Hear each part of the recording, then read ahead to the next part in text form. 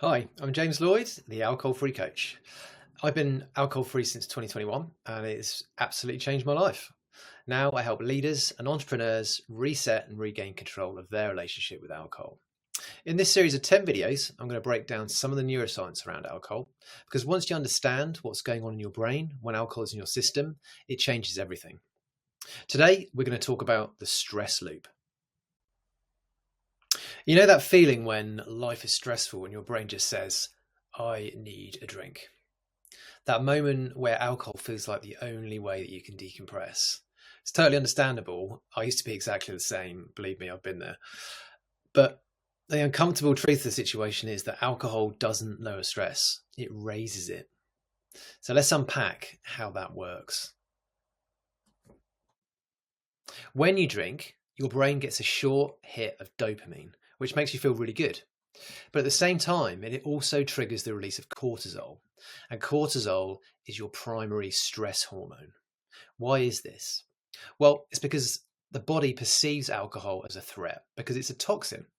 So your stress response gets switched on to counteract it. Even though you're feeling relaxed, your body is on high alert.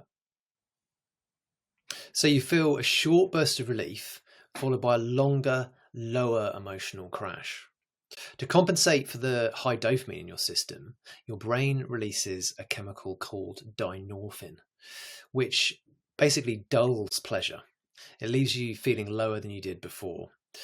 What dynorphin is the exact opposite of an endorphin, hence why it's a similar name. The release of dynorphin is also the reason why we can never recapture that buzz that we feel in the first kind of 20 to 30 minutes of drinking and why we spend the rest of the night chasing it unsuccessfully. So that's why people feel anxious or low after drinking, even if nothing went wrong during the evening. What has been created is a loop, a stress relief stress loop. And this is where a lot of people get stuck. Over time, your baseline cortisol levels go up. You become more reactive, more frazzled, and less able to regulate emotions. You become less emotionally resilient. And because alcohol gives you a temporary relief, your brain starts to seek it again, even though it's actually making things worse. And that's the trap. It's the habit loop that we've spoken about previously. Cue, I feel stressed. Routine, I have a drink. Reward, it takes the stress away for about 20 minutes. And then you repeat the loop. When you remove alcohol from the equation, your body starts to recalibrate. Within 7 to 10 days, your cortisol levels begin to drop. You feel calmer, more stable, and much more grounded, but it's happening naturally. And you learn new ways to respond that actually work. So this week, ask yourself, what 3 ways can I reduce stress without drinking? Here's some suggestions. It could be movement. Exercise is a fantastic way of releasing stress. It could be being in nature, going for a walk, forest bathing, being out in the peace and quiet on your own, giving yourself headspace. It's a fantastic way to relieve stress. Or, like me, it could be playing with your pets or your kids.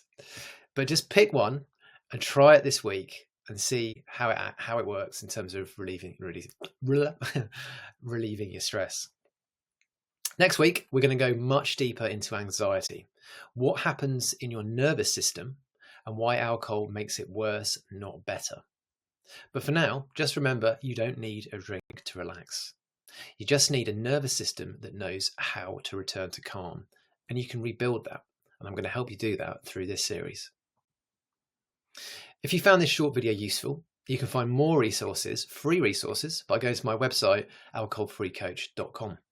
You'll also find more information about my one-to-one coaching program, the 60-day control reset. But that's it for today, just a short one. See you next week.